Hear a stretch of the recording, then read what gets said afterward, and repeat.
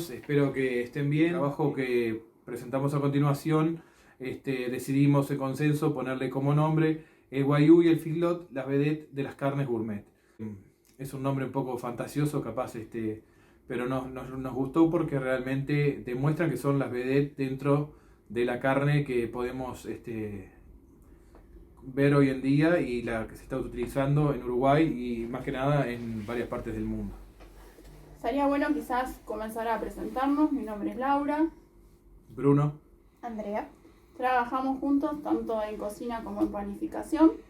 Y como les contaba Bruno, decidimos darle ese nombre al trabajo de investigación para hacerlo más personal, quizás para involucrarnos más con los temas a tratar, porque los cortes gourmet, tanto de Wagyu como Feedlot, son carnes que son poco conocidas, ¿sí?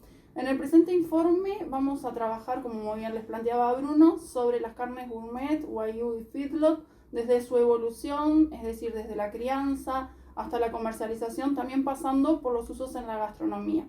Algo que nos llamó la atención particularmente durante el proceso de investigación es que ambas fueron introducidas hace relativamente poco en Uruguay. Wagyu fue en el año 2000 cuando se trajo ganado en pie desde Australia, o se trajeron embriones para comenzar la cruza acá en Uruguay, ¿sí? Y el Feedlot hace poco más de 20 años, es decir, que ambas son relativamente nuevas en Uruguay. Son carnes que se están como descubriendo de a poco, tanto la carne en sí como los usos en la gastronomía. Andrea les va a contar un poquito más allá de los objetivos que trabajamos en el trabajo de investigación. Bien, para este trabajo de investigación nos planteamos objetivos generales y objetivos específicos. Como general es distinguir las características de la composición de estas carnes, estudiar los procesos de producción, cómo se producen, identificar las ventas que hay en el mercado local. Como específicos, comparar estos tipos de carne con el carne clásico que se vende acá en Uruguay, la comercialización y la exportación de estas carnes dentro de nuestro país y la utilización en que se aplica dentro de la gastronomía. Ambas tienen nomenclaturas, es decir, nombres extranjeros. Básicamente Wagyu es originaria de Japón, viene de herencia de siglos y se busca la pureza. Ya la palabra propiamente dicha trata de wa, que significa ganado, y yu, que significa japonés, es decir, ganado japonés. Esa básicamente es la explicación de la nomenclatura. Sí, también se lo conoce como el nombre de Black Japanese. ¿Por qué? Porque justamente es la raza más pura, es de color negro. ¿Qué tiene en particular esta carne? Bueno, que tiene un intenso marmoleado, es decir, la carne, al ser consumida, por una de las características básicas que tiene, es el marmoleado. Tiene también un alto porcentaje de grasas insaturadas, que eso es muy bueno, dentro de las cuales contienen ácidos grasos oleico y linoleico. Y son las productoras de la carne Kobe beef, porque es importante aclarar que el Kobe beef es Wagyu, pero no todo el Wagyu es Kobe beef. Eso es una frase que en muchos de los artículos que encontramos, tanto de Australia, de Estados Unidos, mismos de Uruguay, se especificaba que para que sea Wagyu tiene que ser básicamente de la raza negra. Bruno les va a contar un poquito más ahora de los orígenes y los inicios. Bueno, remontándonos a los orígenes, hablando de Wagyu, indudablemente que es una raza de origen japonés, o sea que sus orígenes son en Japón.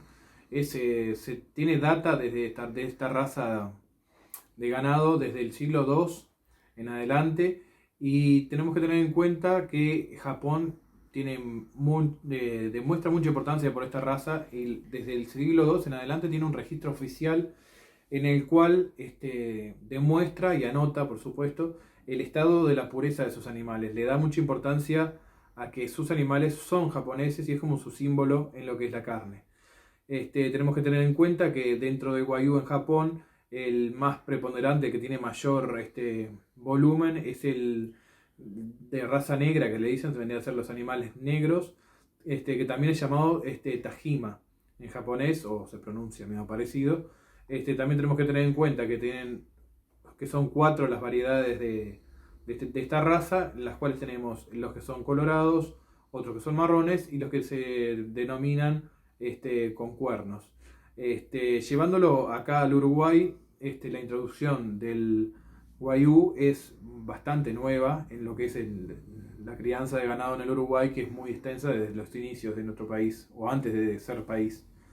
Se introdujo en el año 2000, en adelante fue cuando se empezó a investigar por qué el precio del Wagyu era tan caro a nivel mundial.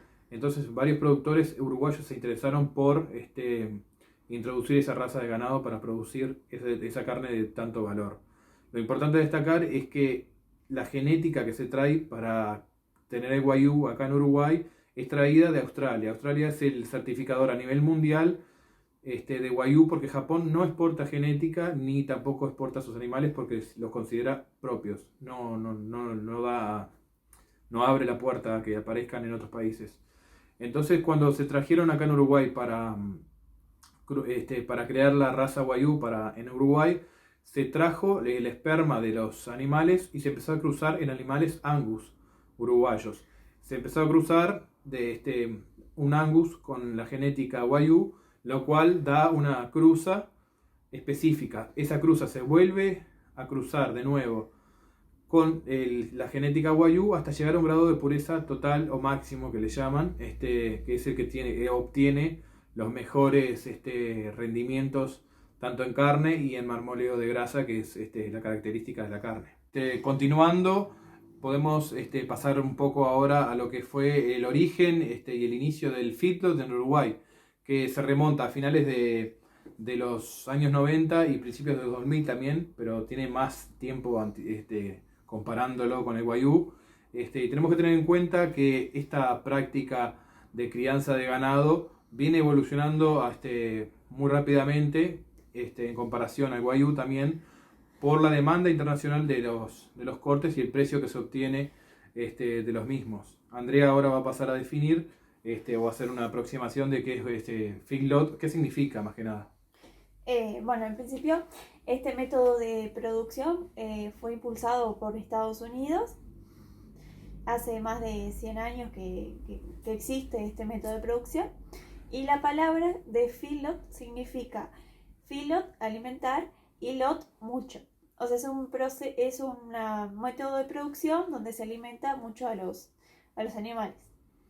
Es importante también destacar, según lo que dice Andrea, que no es lo mismo, porque muchas veces se entrevera y se da la confusión de que feedlot es lo mismo que engorde a corral, y son cosas diferentes. Había que tener en cuenta, según la bibliografía y los materiales que fuimos leyendo y estudiando, que el engorde a corral en el Uruguay, por ejemplo, se da hace muchísimos años, pero no quiere decir que el engorde a corral genere una carne feedlot. Muchas veces anteriormente se usaba en el tiempo el engorde a corral para mejorar el peso nada más de los animales. El feedlot en particular es para aumentar la cantidad de kilos de carne de los animales en poco tiempo y lograr una carne con determinadas características y determinada calidad. También, o sea, pasan en el corral, como estaban hablando, o sea, mayor tiempo. Normalmente, quizás en investigaciones, en las entrevistas que realizamos, en el trabajo de campo, dicen que un ganado normal muchas veces llega a estar 100 días en el corral. Para que sea un animal feedlot, tiene que llegar máximo a 380 días. O sea que el engorde del animal va a ser mayor. Tienen que llegar a un peso de más o menos 700 kilos, entre 600 y 700 kilos, para poder ser considerado un animal que va a producir una buena carne de feedlot. Hablando de estos dos tipos de carne, empezamos a analizar que en Uruguay se está comenzando a utilizar estos tipos de carne en la cocina nacional, pero tiene una desventaja, que los valores son muy altos para poder elaborar un plato gourmet en un restaurante, por ejemplo. Parte de eso se da por el precio, como decía Andrea, tanto en las boutiques de carnes, Gourmet y Beef House. El kilo de Wagyu, por ejemplo, sale 950 pesos. Y el feedlot va a depender del tipo de corte, pero el valor mayoritario va a oscilar entre 600 y 650 pesos el kilo. Entonces, si ese es el valor comercial que implica para el restaurante, el precio de venta al público a la hora de elaborar un plato va a ser mayor. De ahí que se está recién comenzando su utilización en recetas más bien internacionales que se las aplican, como decía Andrea, con un toque gourmet. Hablando de aplicaciones culinarias, que como Andrea les venía diciendo, se debe que básicamente es muy caro el costo. Entonces De a poco se ha ido creciendo el uso en la culinaria acá regional. Una de las cosas que llama la atención es que generalmente toda la carne no tradicional o no gourmet, por así decirlo, es muy consumida en Uruguay a la parrilla, en porciones que son de 300, 400 gramos, por ejemplo el bife ancho, ¿sí? O el asado. Esta carne en particular, es decir, la carne guayú, no se puede ser consumida en porciones grandes, ¿sí? Máximo de la porción de 150 gramos, eso es debido a la composición que tiene, debido al marmoleo, al índice de grasa, entre otros. No es aconsejable usarlo a la parrilla. ¿Por qué? Por uno de los temas de la grasa, que la grasa a la parrilla si no se tiende como a deshacer, a disolver, y no es la idea. La idea justamente es saborear la carne con la grasa. Entonces, los métodos de cocción más aplicables, más utilizados o sugeridos, como lo quieran interpretar, es cocción a la plancha. Es una cocción rápida que permita no quemar de vuelta y vuelta, es decir, controlando el tiempo. Si tenemos un minuto de un lado, un minuto del otro, por la grasa, por la fusión de la grasa básicamente. Y también otro de los métodos que estaba requerido y recomendado era una doble cocción, que quizás acá en Uruguay no está tan usado, pero sí en Asia, que es la cocción como envasada al vacío, ¿sí? Cocción al vacío, y luego terminar esa cocción en la plancha. Obviamente que quizás si compramos la carne a nivel doméstico y no tenemos, bueno, lo aconsejable es la plancha. Otra de las cosas que me llamó la atención es que se elaboran muy pocos platos acá en Uruguay con el guayú. Básicamente son brochettes, que se mezcla vegetales con la carne, hamburguesas y después los tournedos. Pero en Asia y sobre todo en el continente asiático y en Estados Unidos, hay muchos restaurantes asiáticos de cocina asiática, la carne guayú obviamente es más conocida porque es originaria de Japón, de un país asiático. Entonces se elaboran distintos tipos de plato. Uno de los platos que se elabora es el steak tartar o filete tártaro, que uno pensaría por ahí que con el nombre steak tartar tiene origen de Estados Unidos, origen americano, y en realidad tiene origen de la realeza francesa. Es un plato francés que viene del siglo XX. Luego otro de los platos que se elaboran es el tataki meloso.